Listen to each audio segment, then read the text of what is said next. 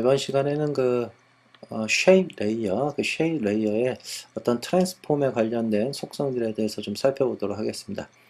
자, 먼저 여러분들 좌표계를 예전에 한번 설명을 드렸었죠. 어떤 레이어가 있을 때 앵커 포인터와 포지션의 좌표계, 앵커 포인터는 레이어 좌표계를 사용을 하고 포지션은 컴포지션 좌표계를 사용을 한다. 그리고 페어런츠가 걸렸을 경우 이렇게 이때 포지션은 페어런츠의 좌표계, 부모의 좌표계를 사용을 하고 앵커 포인터는 그대로 레이어 좌표계를 사용하고 있고요. 자, 이런 좌표계들이 있는데 이게 이제 쉐입 레이어일 때는 좀 독특한 좌표계를 씁니다. 그래서 쉐입 레이어를 추가하는 방법은 레이어 뉴 쉐입 레이어 이렇게 추가하는 방법도 있고요. 자, 이렇게 추가되면 그냥 단순히 쉐입 레이어만 들어가고 어떤 도형은 하나도 안 들어가게 됩니다. 도형은 하나도. 그래서 일일이 다 추가를 해줘야 돼요. 여기서요. 자, 혹은 아무것도 없을 때는 직접 그리게 되면 쉐입 레이어로 들어가고요. 이때는 이 위에서 지정된 필과 스트로크가 적용이 돼서 들어가고요. 어떤 레이어가 있을 때 이 레이어가 선택된 상태에서 이런 마스크나 펜툴로 그리게 되면 이건 마스크로 들어가는 거고요. 레이어가 있더라도 비록 아무것도 선택하지 않은 상태에서 그리게 되면 쉐입 레이어로 들어가게 됩니다. 그래서 쉐입 레이어를 어떻게 추가해야 되는지 판단 잘 하시고요. 네, 이번에는 쉐입 레이어의 앵커 포인터와 포지션의 좌표를 한번 좀 살펴보도록 하겠습니다. 자, 먼저 쉐입 레이어를 하나 그려놓고요. 트랜스폼과 레이어의 트랜스폼에 있는 앵커 포인터 포지션, 그 다음에 이 도형, 쉐입이 가지고 있는 트랜스폼의 앵커 포인터 포지션. 자, 먼저 살펴봐야 될 게 기존의 어떤 레이어들은 자기 자신의 어떤 가로와 세로의 폭이 있었죠. 길이가, 높이나 가로의 폭이 있었는데 이 쉐입 레이어 같은 경우는 별도의 어떤 도형의 사이즈를 갖고 있지가 않습니다. 그래서 앵커 포인터의 좌표가 항상 0, 0부터 시작을 하는 겁니다. 원래 앵커 포인터라는 거는 좌표계가 레이어 좌표계 쓰고 있다 그러죠. 그 레이어 좌표계라는 건 뭐냐면 레이어가 어떤 길이와 높이를 갖고 있을 때 거기에 해당되는 어떤 그만큼의 비례적인 거리를 계산해 주는데 이 레이어 쉐입이라는 이 쉐입 레이어라는 놈은 별도의 어떤 폭이나 높이를 갖고 있지 않기 때문에 그냥 00부터 시작을 하게 됩니다. 그리고 이 트랜스폼의 포지션의 좌표값은 이 앵커 포인터가 있는 곳에 좌표값이기 때문에 얘는 컴포지션의 좌표계를 그대로 사용하기 때문에 화면에 보이는 이 중앙의 위치는 컴포지션의 절반. 대신 앵커 포인트의 좌표는 이 쉐입 레이어 자체가 어떤 길이나 두께를 갖고 있지 않기 때문에 폭이나 높이를 갖고 있지 않기 때문에 그냥 여기서부터 00이 되는 거죠. 마치 여러분들 널 레이어 만들었을 때 이렇게 좌측 상단 이쪽을 그냥 00 쓰듯이 얘도 마찬가지로 어떤 별도의 높이나 폭이 없기 때문에 자, 그리고 만들어질 때 얘는 이쪽에서 만들었지만 이거는 여기 보시는 이 트랜스폼의 앵커 포인터 포지션이 있죠. 자, 이 렉탱글이라는 이 도형도 어떤 높이나 이런 걸 갖고 있다라고 얘는 인식하지 않습니다. 그래서 얘도 무조건 00부터 시작을 하는데요. 그런데 얘는 이제 00의 위치가 이 도형의 정중앙을 00의 위치로 갖고 있습니다. 그게 왜 그런지 한번 볼까요? 포지션이 이렇게 내가 만들어진 이 그릴 때 위치값 때문에 이렇게 변해서 그려졌지만 얘가 00이라면은 기본적으로 어떻게 되느냐? 그렇죠. 얘 트랜스폼의 앵커 포인트의 위치에 정확히 맞게 되죠. 그러니까 모든 게 다 00일 경우 이렇게 된다는 거죠. 자, 이때 보시면 트랜스폼의 로테이션 돌려도 저렇게 중앙에서 돌고요. 쉐입의 로테이션을 돌려도 중앙에서 돌죠. 자, 그런데 이제 포지션, 이 도형의 포지션을 움직이면 보십시오. 포지션은 중요한 게 이겁니다. 포지션을 움직이게 되면 앵커 포인트까지 딸려가게 되어 있습니다. 앵커 포인트까지. 자, 그럼 이 쉐입의 앵커 포인트는 과연 어디에 있느냐? 이 도형의 정중앙에 있습니다. 항상. 도형의 정중앙. 그래서 이렇게 만들어 놓으면 트랜스폼의 로테이션은 저길 기준으로 돌고 이 도형의 로테이션은 이렇게 자기 자신의 정중앙을 기준으로 돌죠. 자, 방금 보신 것처럼 이렇게 포지션을 움직였을 때 그런데 과연 앵커 포인트를 움직여서도 이렇게 위치를 이동시킬 수 있죠. 아까랑 똑같이 보이죠. 자, 그런데 얘의 차이점은 뭐냐?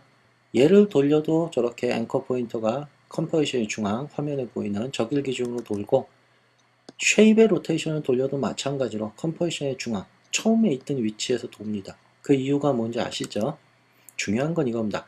앵커 포인트만 이동을 시키면 앵커 포인트는 그저 안 움직이려 그러죠. 자기 자신이 가운데 그냥 있으려 그러죠. 있던 위치에. 그래서 레이어의 반대로 민다 그랬죠.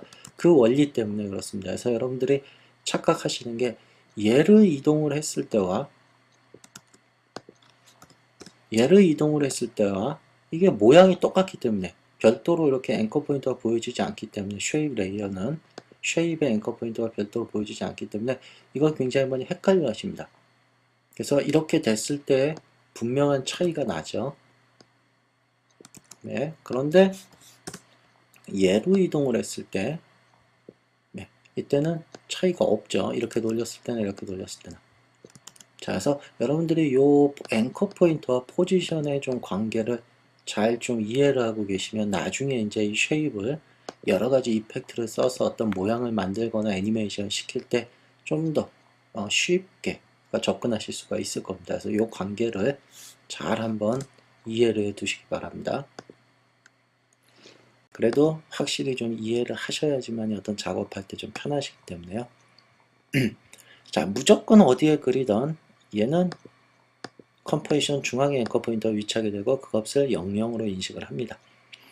자, 그러면 이제 나머지 옵션들을 좀 살펴볼게요. 자, 먼저 이 패스 이거 리버스 시키는 건 뭐냐면 이 포인트의 순서 있죠. 포인트의 순서, 이 순서를 뒤바꿔 주는 겁니다. 자, 쉽게 얘기하면 이런 겁니다. 이펙트를 하나 써서 보여드릴게요. 자, 트림 패스는 건 뭐냐? 스타트 엔드가 있는데 이렇게 어느 쪽 지금 보면 시계 방향이죠. 엔드를 옮기는 게. 자, 그런데 이게 반대로 옮기고 싶다 했을 때 이렇게 리버스 시켜주는 겁니다. 그러면 어떻게 되냐? 반대가 되죠. 그러니까 시작점과 끝점이 순서가 바뀌는 겁니다. 네, 뭐 단순히 그거 해주는 거고요. 얘는. 그 다음에 이 안에 들어가시면 이제 이 넥탱글과 관련된 옵션들, 이 도형을 만드는 데 필요한 어떤 정해진 그런 속성들이 있습니다. 이거는 도형에 따라 틀립니다. 도형이 네모일 때, 도형이 별 모양일 때, 뭐 다각형일 때 이럴 때마다 요 안에 내용은 달라지게 됩니다. 그거는 뭐 그때그때 설명을 드리도록 하고요. 자, 다 스트로크와 관련된 내용. 자, 스트로크에 보시면 먼저 이 컴포지션 있죠. 이 컴포지션. 이 컴포지션이라는 건 뭐냐면 요겁니다. 요 스트로크와 하얀색 스트로크와 그 다음에 요 필에 놓이는 위치입니다. 위쪽에 놓일 거냐 아래쪽에 놓일 거냐 그걸 조절을 해주는 겁니다. 자, 그런데 이제 여기서 중요한 건 이겁니다. 요거 보시면 컴포지션 모드가 스트로크도 갖고 있고 필도 갖고 있죠. 컴포지션 모드가. 자, 이걸 사용하지 않고 그냥 이 필과 스트로크를 옮기는 것만 해도 이렇게 위치를 계층을 옮겨 다닐 수가 있습니다. 화면에 보이시는 것처럼 필이 위쪽에 오죠. 지금 필이 위쪽에 그 다음에 얘를 뒤바꾸면 스트로크가 위쪽으로. 자, 이렇게 이 자체를 이동을 하는 걸로 해도 이렇게 조절을 할 수 있고요. 자, 이걸 움직이지 않고 조절할 때 바로 얘를 쓰는 겁니다.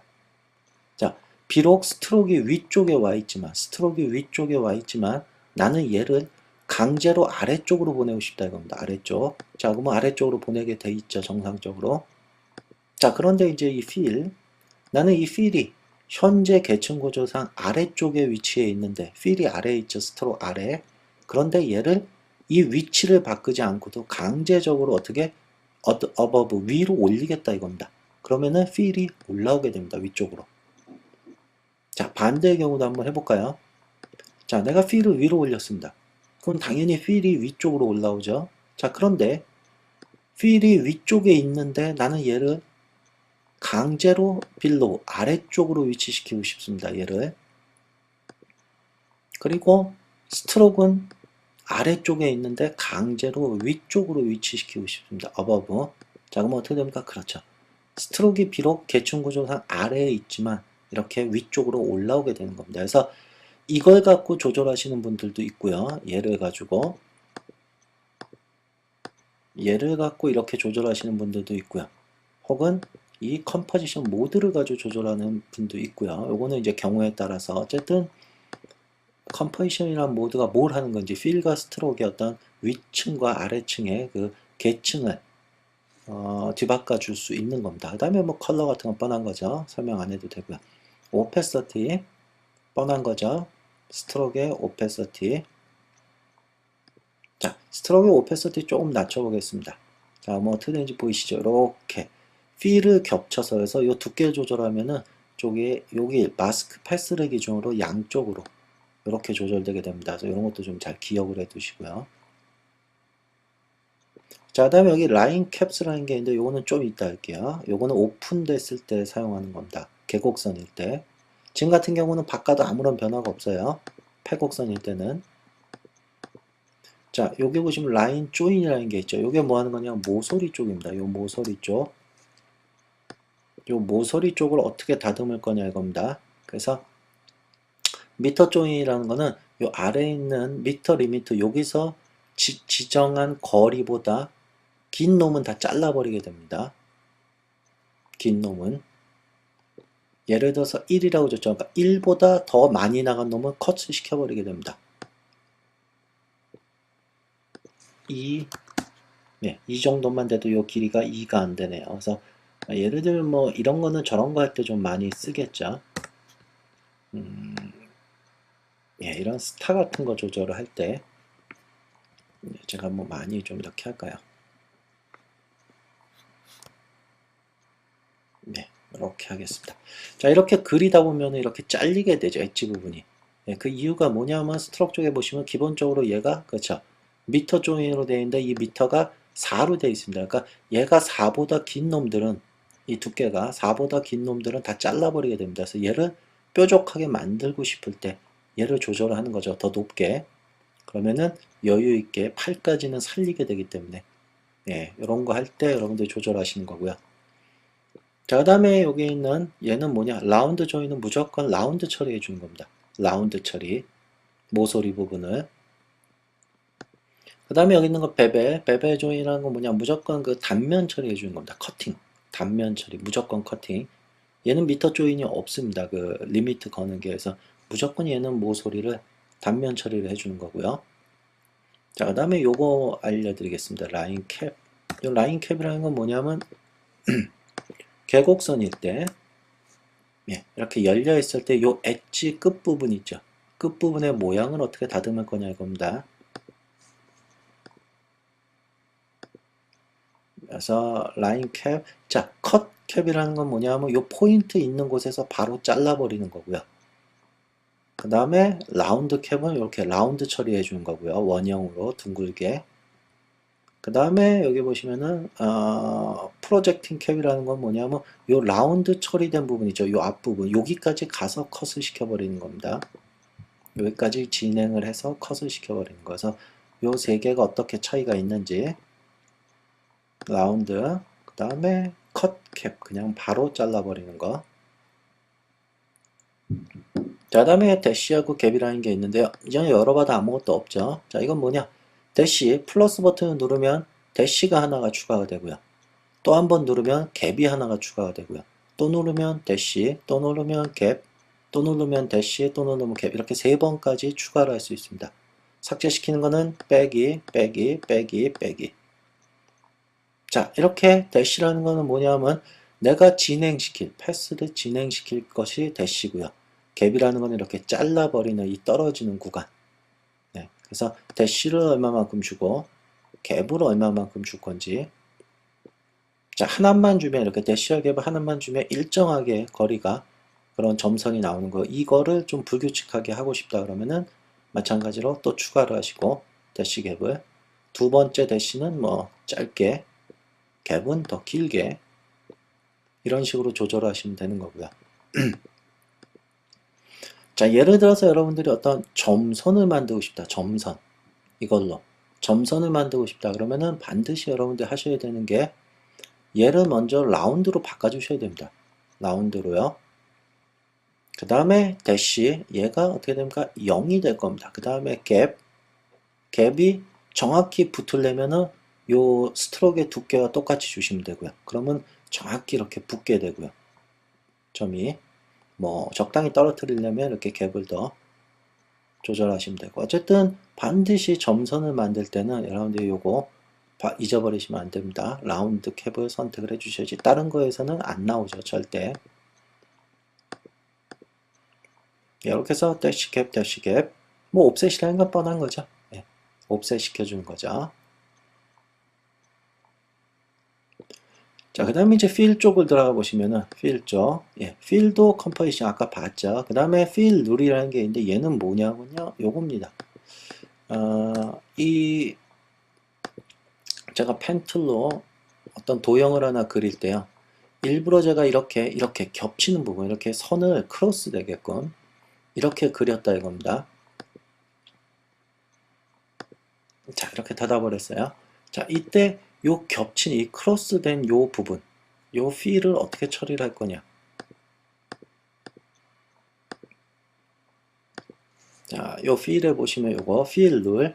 그래서 non zero weighting, 얘는 그대로 살려두는 거고요. even order라고 하면은 이 컷을 시켜버리는 겁니다. 이렇게 겹친 부분은 컷은 투명하게 되는 겁니다. 이렇게 해서 여러분들이 어떤 도형을 그린 후에 겹치는 부분을 어떻게 처리를 할 거냐 할 때 이렇게 겹치는 부분, 이쪽은 겹치지 않았기 때문에 살죠. 이쪽은 두 면이 겹쳤기 때문에, 처음에 있던 면과 위쪽으로 또 하나의 면이 겹쳤기 때문에 그런 부분을 투명하게 만들어 주는 겁니다.